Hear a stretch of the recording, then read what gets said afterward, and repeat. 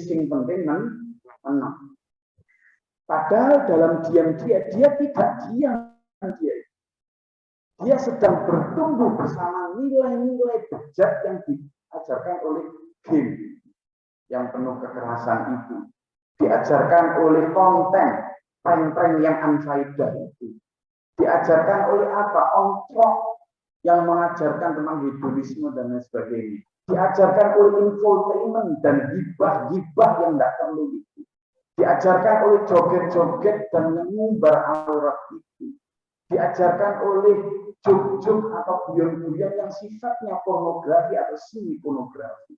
Diajarkan oleh berita-berita tentang kriminalitas yang justru itu merupakan tutorial kriminalitas. Nah, disitulah kemudian kita ini seringkali terjadi diskursus tadi. Lalu apa yang perlu kita lakukan? Saya selalu bilang bahwa meskipun mungkin anak kita sudah kadung nakal, tidak ada kata terlambat untuk berdoa. Kalau ngajarin kadang ketika sudah besar itu memang agak nggak ditugu, agak nggak didengar, ya sudah menjadi hal umum. Saya sendiri merasakan. Makanya kemudian kadang the last effort atau upaya terakhir kita itu ya cuma 2. Teladan. Ketika kata-kata kita sudah dianggap mengganggu mereka. Teladan dan doa. Tapi ada juga teladan usaha lagi. Apa itu? Sedekah.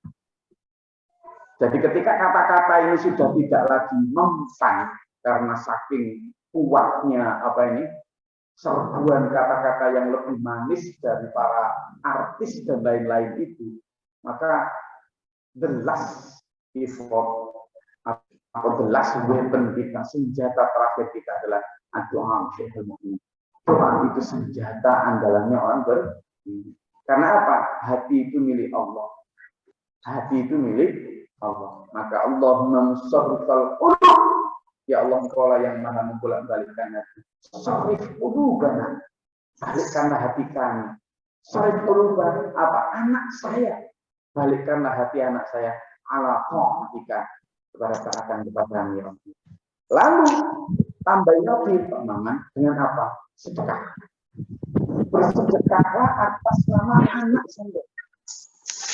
Ya Allah, aku bersedekah atas nama anakku.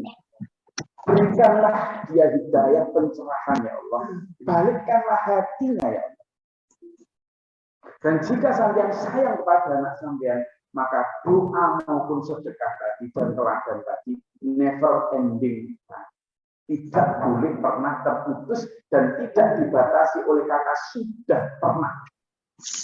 Selama dia masih bernyawa atau sebaliknya, selama sampean masih bernyawa, coba terus. Ini yang disebut ikhtiar dan istiqomah. Karena apa, rasa sayang kita tidak boleh putus kalau itu benar anak kita. Saya rasa itu. Jadi saya mulai dari awal tadi bahwa hasil itu domainnya Allah. Proses itu adalah hak kita. Hak kita untuk berproses, kewajiban kita berikhtiar terus. Selama dia masih hidup, kita masih harus positive thinking. Oh, mungkin di etapa ini anakku belum sadar. Mudah-mudahan di etapa kesekian dia sadar. Karena banyak orang dulu yang bahkan ketika kita sudah sampai lelah berupaya, ternyata dia dijawil sama Allah. Gampang banget. Gampang banget. Jangankan hanya dia yang tidak mau sholat jamaah sekarang. Ya, Khalid bin Walid itu adalah panglima pasukan musyrik yang mengalahkan Rasulullah di perang Uhud. Ketika dijawil hatinya sama Allah, dialah kemudian menjadi panglima perang Islam yang tidak pernah terkalahkan membela Islam. Umar bin Khattab itu hari-harinya hanya nyari Rasulullah untuk dibunuh. Tapi ketika dijawil hatinya sama Allah, menjadi pembela paling garang di dalam membela Rasulullah. Allah memberi doa kepada Rasulullah saat itu. Ya Allah, kuatkanlah Islam dengan 3 lelaki ini, kata Nabi. Siapa? Abu Jahal, Umar bin Khattab, dan Khalid bin Walid. Allah menjawab dua di antaranya, yakni Khalid bin Walid dan Umar bin Khattab. Tapi Abu Jahal nggak dikabulkan. Nah ini loh domainnya Allah, hak Allah. Rasulullah ketika berdoa agar pamannya masuk Islam, tidak dikabulkan sama Allah. Tidak dikabulkan. Allah berfirman, innaka la tahdi man ahbabta. Engkau tidak punya hak untuk memberi hidayah kepada orang yang kau cintai sekalipun. Nah kalau sudah begitu, Allah kemudian memberi sedikit peringatan kepada Rasulullah bahwa itu hakku. Hak wajibanmu adalah ya, demikian pula dengan para penstiwa. Maka doa, teladan, sedekah ini ending. Jangan pernah berhenti. Lakukan terus sampai kita atau dia yang mati. Ini kan perang. Perang tapi perang menyelamatkan. Perang menyelamatkan anak kita. Perang memperjuangkan kasih sayang. Dengan cara seperti itu. Cara saya itu. Oke. Halo.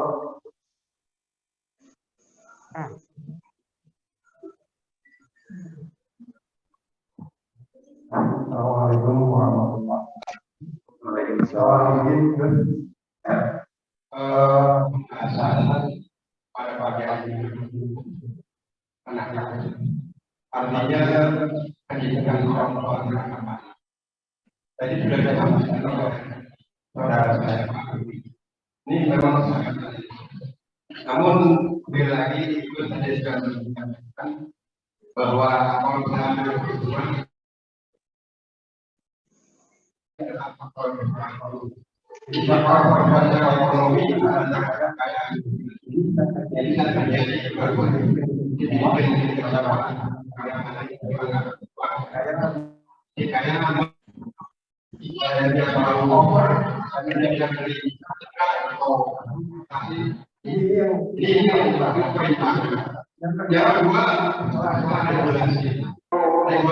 pemerintah dengan regulasi Allah ini memang belum berimbang, artinya belum menyentuh. Kenapa? Contoh yang paling krusial hari ini, gubernur sampai mengeluarkan SK bahwa atap ini akan dinaikkan. Ini kan regulasi pemerintah dengan Allah ini yang tidak berimbang. Dan jadi terjadi termasuk operasional HP ini juga pemerintah kita membiarkan tidak bahkan kalau ada anak saya juga sekarang jadi penentuan daripada anak sekolah ini ditentukan sampai gurunya jadi artinya mungkin itu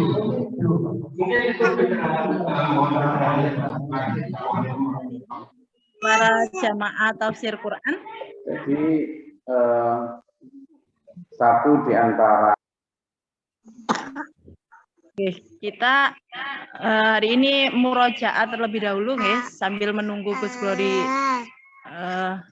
masih pengajian di Al-Muhajirin.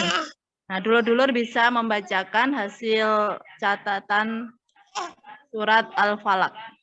Monggo, sebelum nanti tim review membacakan lebih lengkapnya, dulur-dulur bisa membacakan apa yang telah didapat atau dicatat dari hasil kajian kemarin surat Al-Falaq. Oke, monggo dulur-dulur dipersilakan.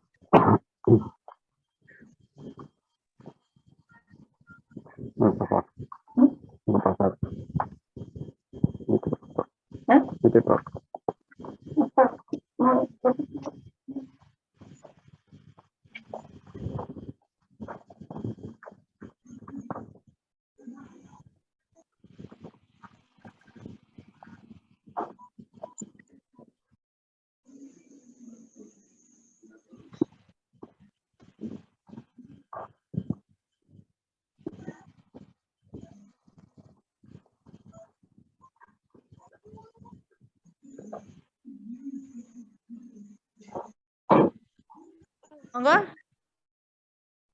Ada yang Kalimantan, Pak Sutris, Pak Muji. Monggo dipersilakan Gus Glory untuk membacakan review hasil catatan kajian hari kemarin. Kula nyimak mawon. Tuh. Kalau tim review ya pasti sudah punya catatan, makanya dipersilakan dari dulur-dulur dulu. Nah, biar berwarna zoom-nya. Terus bolos.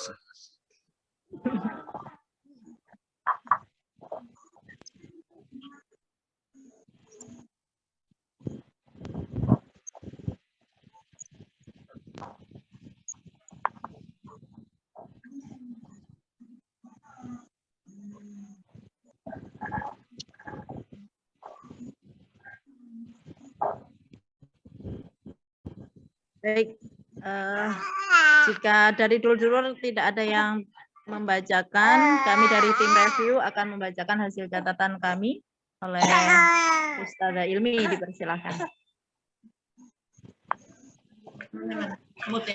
Baik, mohon izin kepada semuanya. Jadi untuk surat Al-Falaq ini, Al-Falaq artinya adalah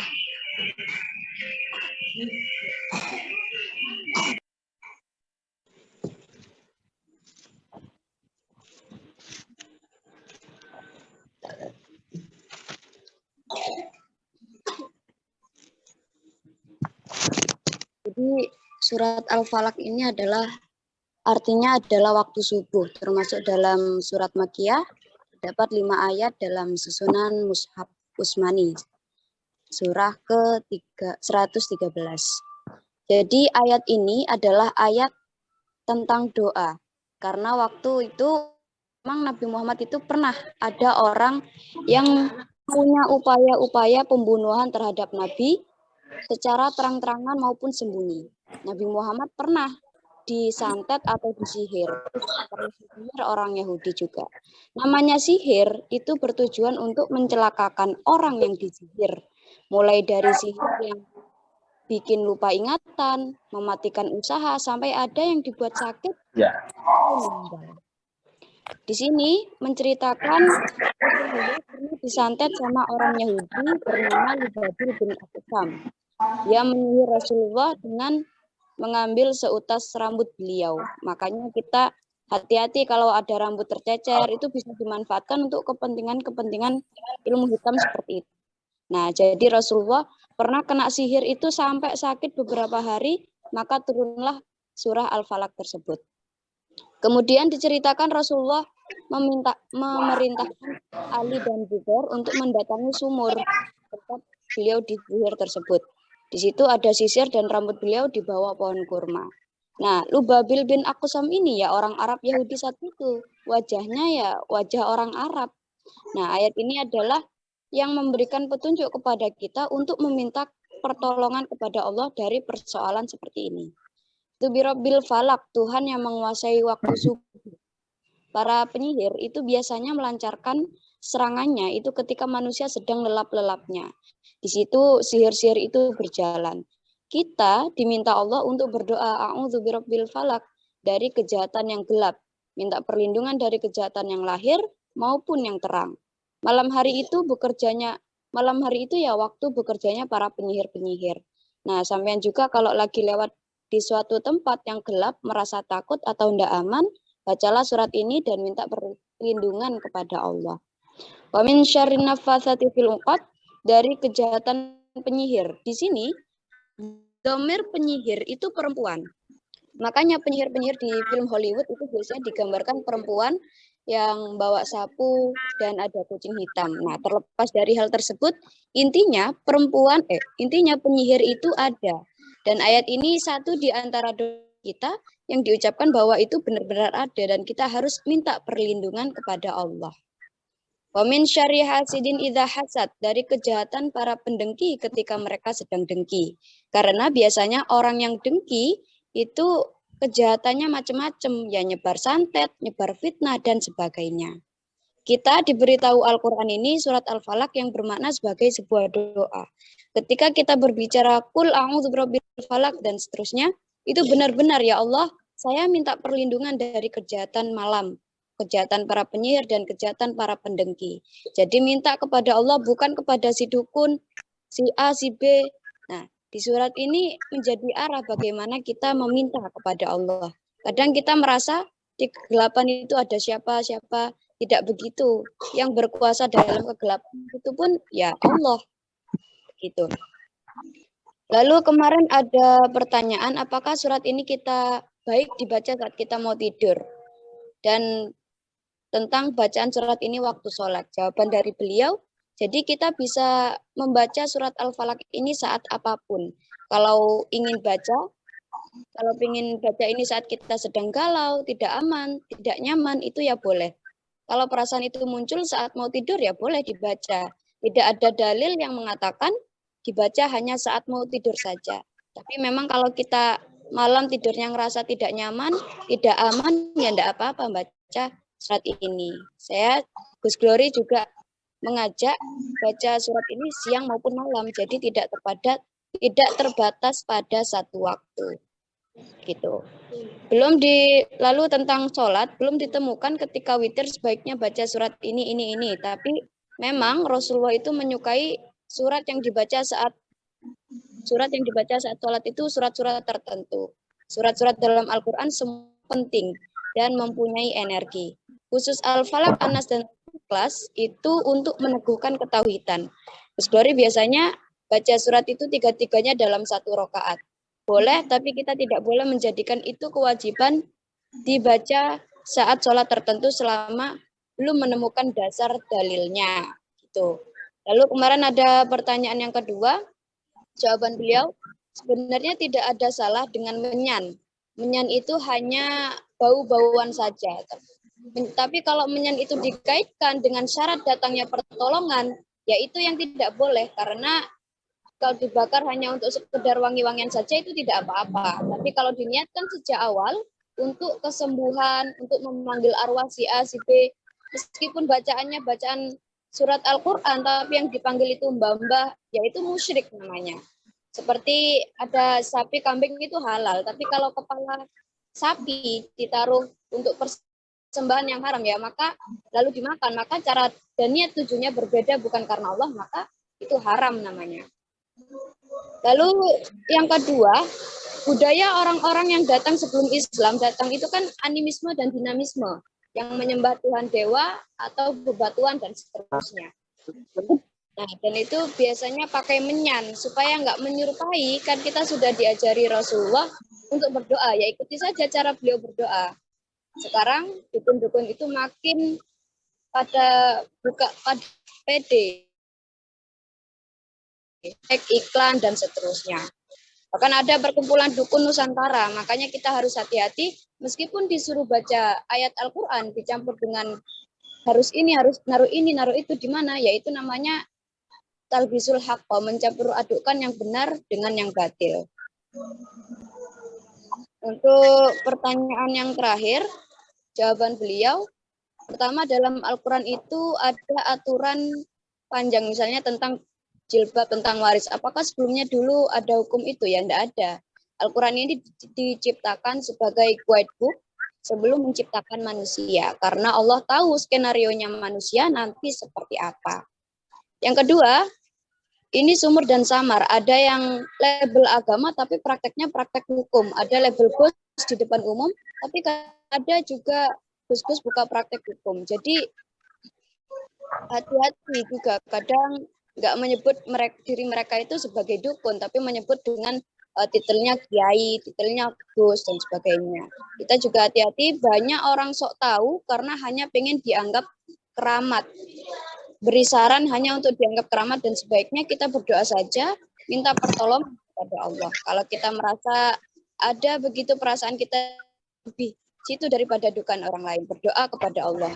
Biasanya setan terhadap orang yang buka praktek dukun itu, setan itu menyelewengkan paham. Nah, itu bahaya, kecuali orang-orang yang memang dekat kepada Allah. Saat ini tuh memang banyak orang-orang buka praktek-praktek seperti itu,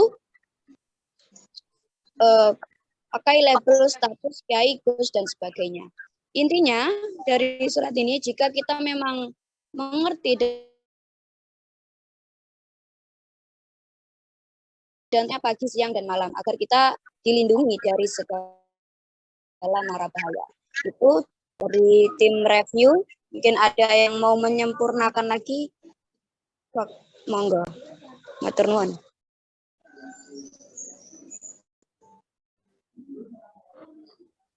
Alhamdulillahirrahmanirrahim. Sudah kami bacakan dari tim review.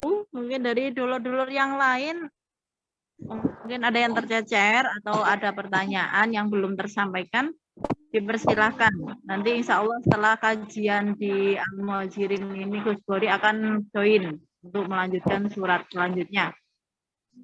Monggo. Mungkin dari dulur-dulur yang lain.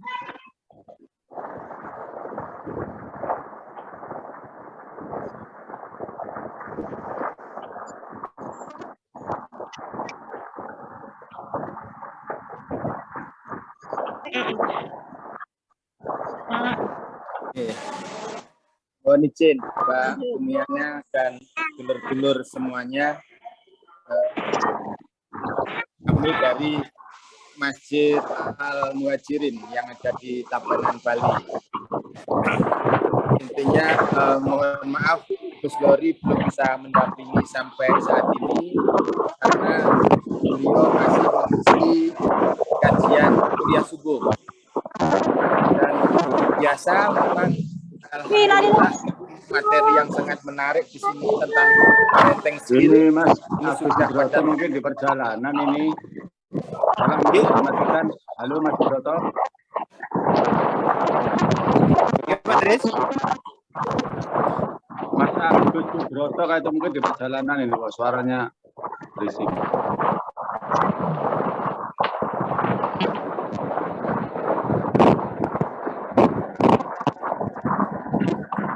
Tolong mic-nya dimatikan Mas siapa? Agus Broto ya.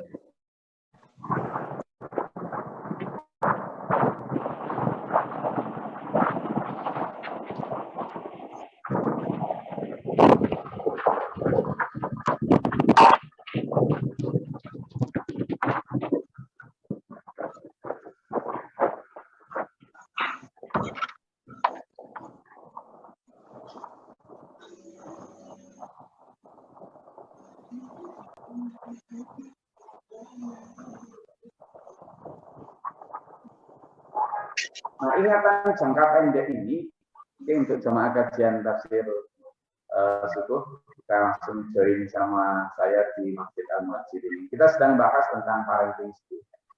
Jadi pertanyaannya begitu. Jadi kalau kita ingin agar pemuda-pemuda kita ini menjadi pemuda-pemuda yang tangguh, sekarang oke, kita tetap ingin selamatkan yang ada dengan yang tadi itu. Bagaimana remaja-remaja masjid menarik mereka agar mau ini. Tentu dengan kegiatan-kegiatan yang menarik, betul, itu saya sepakat. Kegiatan-kegiatan yang sifatnya milenial, oke, tidak apa-apa. Kemasannya begitu, casingnya begitu, packaging brandingnya kayak gitu. Tetapi isinya jangan lupa, jangan sampai kemudian berbeda dengan. Saya paham betul waktu di SMA maupun waktu di kampus.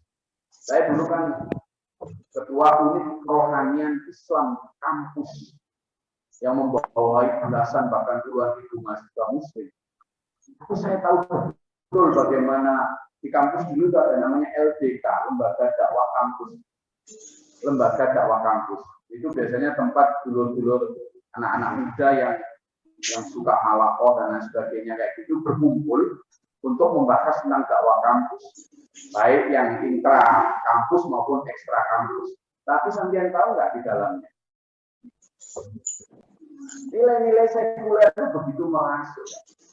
Misalnya ketika azan sekalipun nggak mungkin ganti-ganti sholat, dan itu akan terbawa sampai ketika dia menjadi pemimpin. Kenapa? Karena dia sudah tercetak. Nah, maka cetakan yang paling pas, paling benar adalah cetakan ketika mereka masih ada di konservatif. Kita ini, Pak Syarifudin, kita ini ada dua tipe umat Islam. ketika melihat fenomena Islam yang dalam tanda kutip terdolimi, yang sedang kalah ini.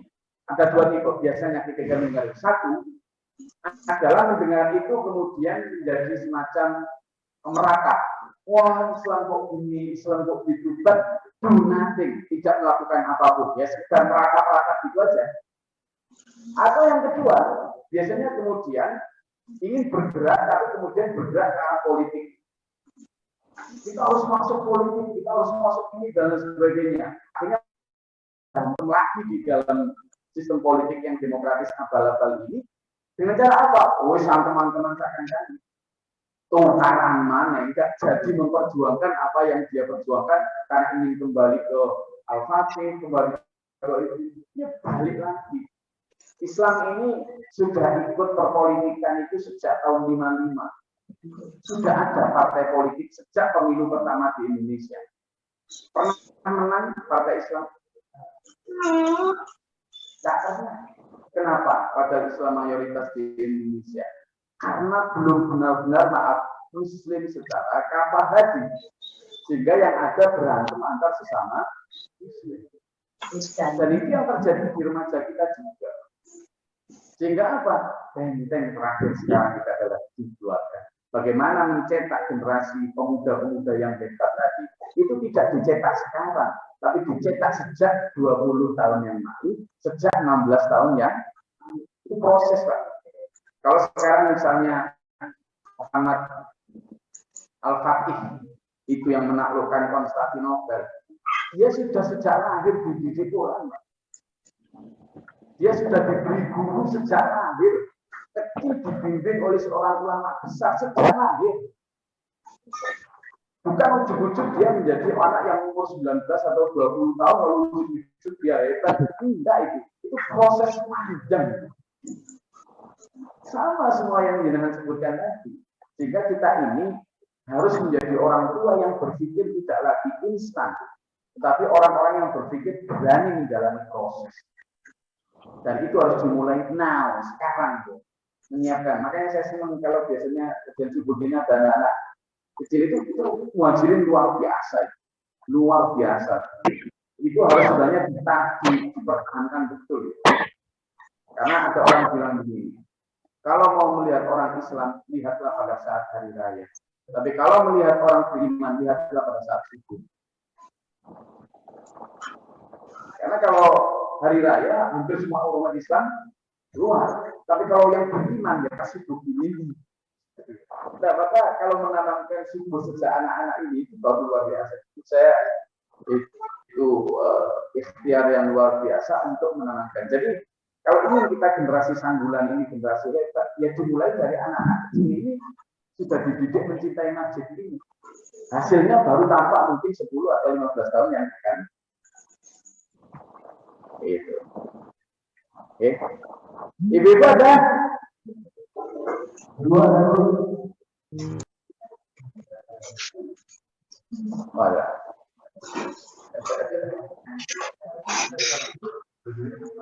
Oke. Datang ya.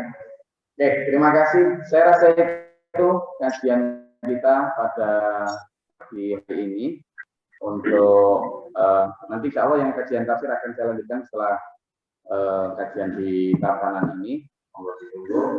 Doa saya ini doa untuk dulur-dulur jamaah di Masjid Al-Muhajirin Sanggulan. Mudah-mudahan apa yang kita bahas saat ini menjadi pemicu semangat. Karena apa? Saya sendiri pun masih struggle, masih berjuang untuk mendidik. Saya punya anak yang sekarang sudah lulus S1. Tapi saya juga masih punya anak yang baru umur 4 SD. Sehingga ini menjadi satu contoh yang baik bagaimana apakah saya berhasil mendidik anak ketika dia sudah jadi pemuda ini. Dan bagaimana saya kemudian mulai proses membangun kembali anak yang masih umur di bawah 9 tahun, di bawah 7 tahun ini. Ini menjadi proses contoh buat saya sendiri untuk saya lihat kalau evaluasinya seperti ini. Jadi itu dulu sampean dan saya bekerja untuk anak-anak kita, maka jangan sampai pekerjaan kita sia-sia karena kita lupa sisi imateri atau sisi spiritualitas, karena kita hanya berputar pada sisi materialitas. Jadi ayo kita tanamkan betul dan kita awasi betul dari dua sisi. Semoga Allah merahmati kita. Sekali lagi saya mohon maaf tadi agak telat.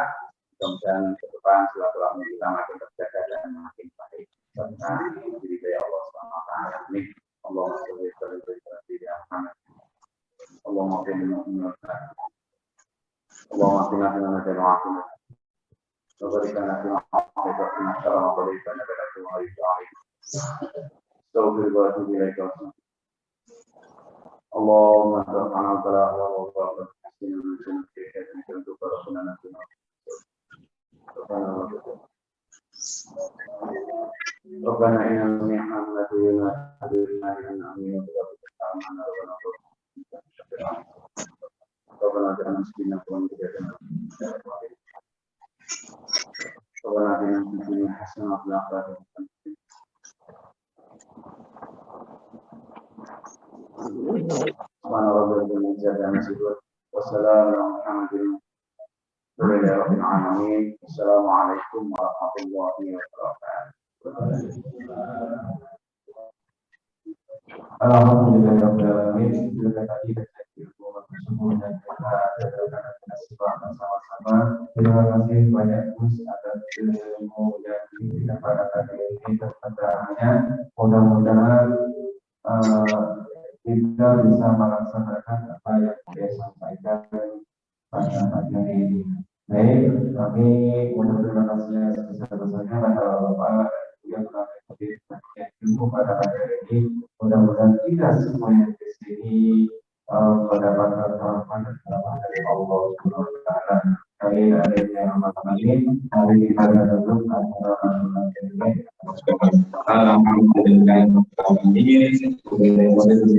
Wassalamualaikum warahmatullahi wabarakatuh. Bapak kita sudah disediakan salam pagi, persilakan untuk menerima tim yang telah disediakan oleh tim konstruksi yang akan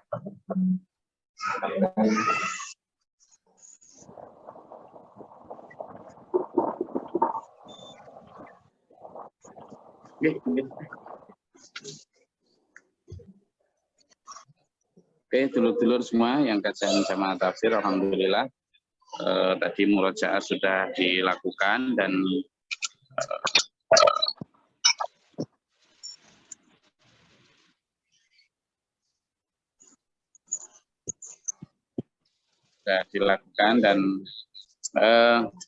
saya rasa pemahaman kita akan tauhid yang dilandaskan pada Quran surah Al-Ikhlas itu, dan kemudian dilanjutkan dengan doa-doa yang ada di dalam surat Al-Falaq, itu menjadi landasan kita tentang barang.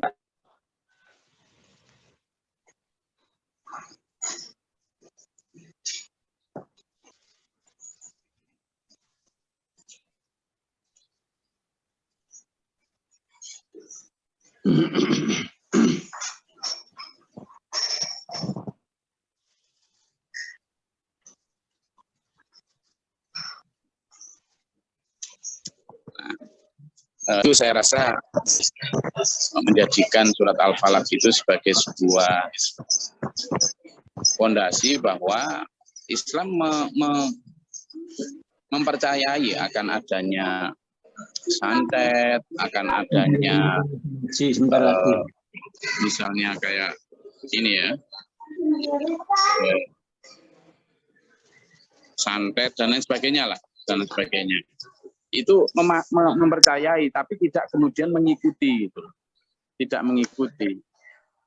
Ini menjadi sesuatu yang sifatnya agak sulit kalau kita praktekkan itu. Kenapa? Karena orang sering menganggap bahwa mempercayai itu lalu kemudian mengikuti alur itu. Padahal jelas Rasulullah memang mengajarkan kita doa itu, tetapi yang juga diminta kita untuk menghindari hal-hal itu. Maka doa ini juga menjadi satu di antara upaya atau ikhtiar untuk menghindari hal itu. Sehingga surat Al-Falaq ini harus menjadi landasan berpikir kita untuk ini untuk memahami bahwa yang semacam ini harus benar-benar kita hindari. Kenapa? Karena memang dampaknya luar biasa. Sampai ada ancaman kalau orang yang ikut ke dukun dan sebagainya itu akan musnah ibadahnya selama 40 tahun dan sebagainya. Kan eman banget. Sehingga dulur-dulur harus benar-benar menghindari pun apa segala macam itu ya, dalam konteks agar kita tidak terkooptasi, tidak terinfiltrasi oleh hal-hal yang jelek itu. Oke.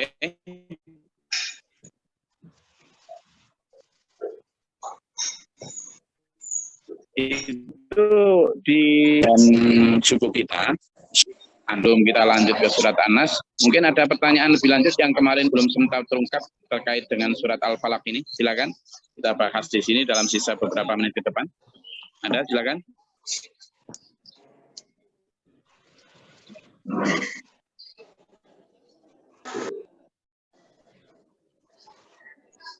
Ada?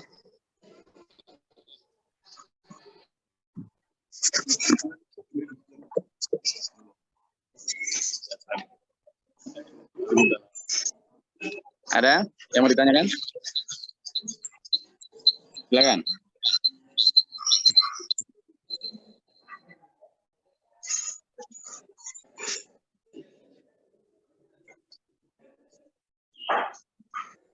Tentang surat Al-Falaq. Mungkin yang kemarin belum sempat tertanyakan, sekarang mau ditanyakan, monggo. Karena memang fenomena dukun, fenomena santet, fenomena hal-hal yang sifatnya supranatural kayak gini, di masyarakat kita ada gitu. Tetapi seringkali itu malah justru sekarang di masyarakat modern yang harusnya mulai menghindari begitu, tapi malah kok ya makin subur aja gitu. Karena orang sudah pada tahap frustasi sehingga mereka tidak lagi logis, malah kemudian orang modern tapi masih ke dukun. Ini kan padahal Islam juga sudah melarang itu. Bukannya itu tidak ada, tapi justru ayo kita hindari. Ada tukang santet sihir yang disebut an-nafathati itu, ya, para penyihir perempuan yang ketika meniupkan bukul-bukulnya itu ada sejak dulu, dan Rasulullah sendiri seperti asbabun nuzul kemarin yang kita bahas bahwa Rasulullah sendiri pernah disantet, dan itu sampai kemudian Rasulullah diberitahu malaikat tentang santet itu. Ini menunjukkan bahwa itu ada, tetapi ayo kita hindari. Oke, ada lagi yang mau disampaikan atau ditanyakan tentang santet ini?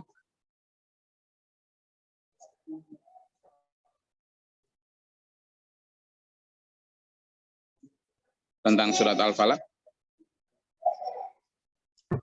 Izin Gus, kalau surat Al-Falaq itu juga bisa untuk ini ya Gus ya, melindungi atau mengobati hal-hal yang sifatnya sihir atau santet itu ya Gus ya.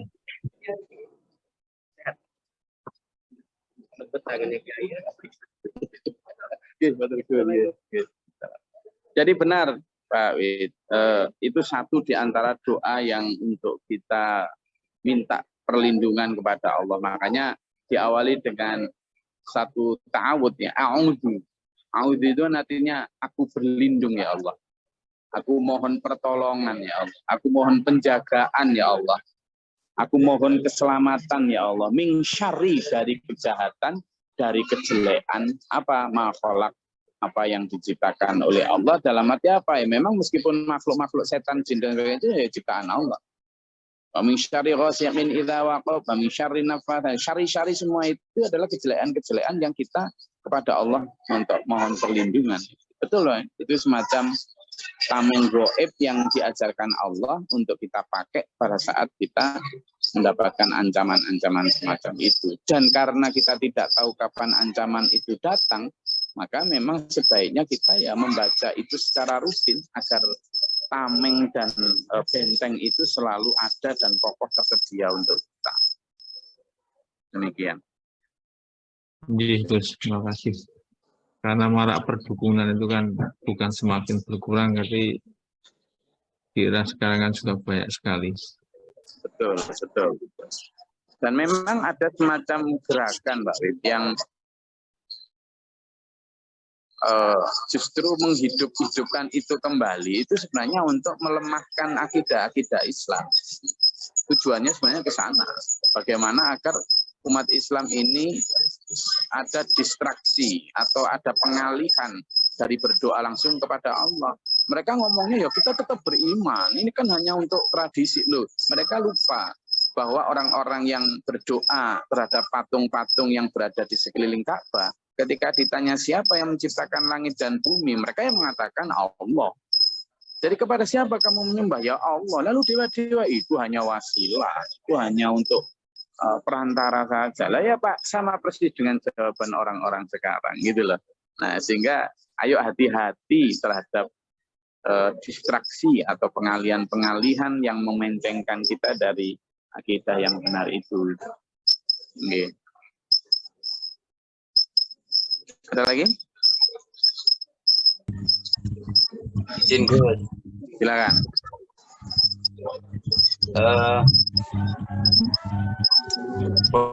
Bolehkah kita menanam pohon bidara? Karena pohon bidara itu dipercaya konon bisa menolak datangnya santet. Dan pertanyaannya adalah, bisakah atau bolehkah kita menanam pohon bidara di depan rumah? Yang dipercaya untuk pagar rumah itu agar tidak antisipasi santet ataupun teluh dan lain.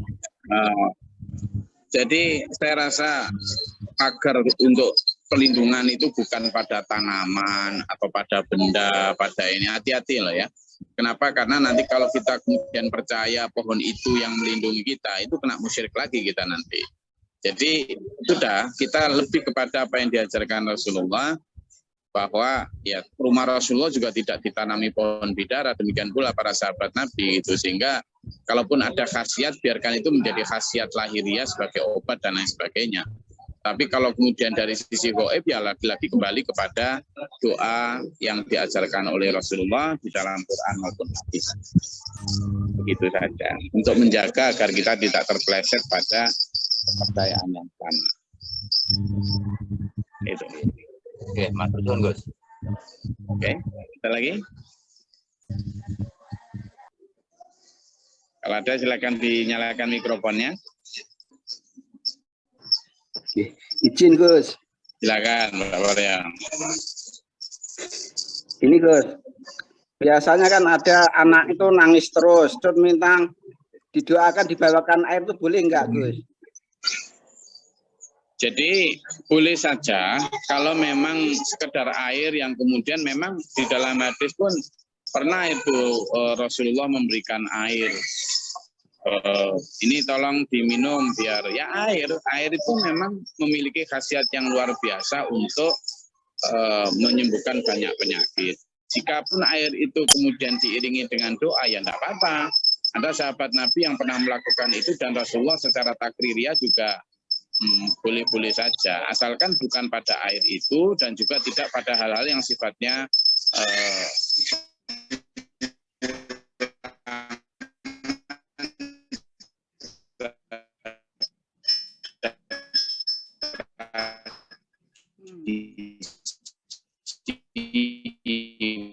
misalnya ditambahi itu, ditambahi dengan ini, itu menurut ini, menurut apa ya. Memang air banyak memberikan khasiat itu, apalagi dengan doa-doa. Saya rasa tidak apa-apa. Ada lagi?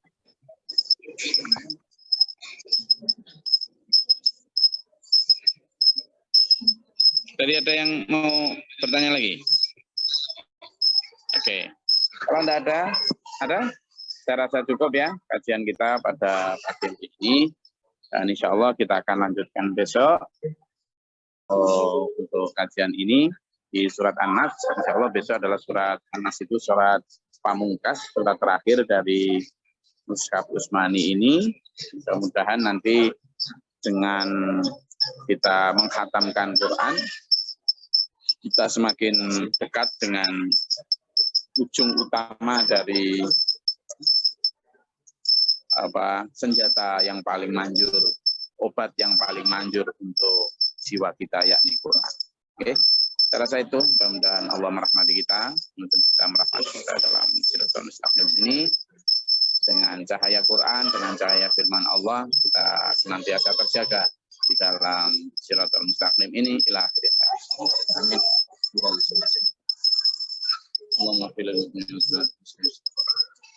Allahumma qina minadh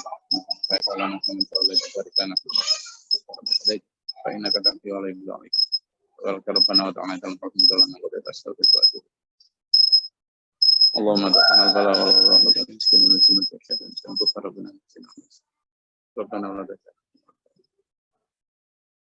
rabbana wa la tuzigna ma syahidina wa la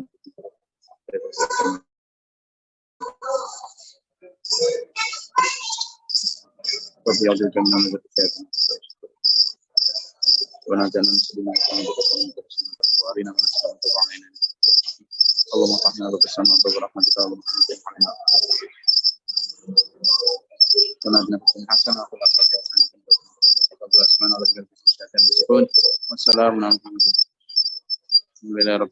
Wassalamualaikum warahmatullahi wabarakatuh. Waalaikumsalam warahmatullahi wabarakatuh.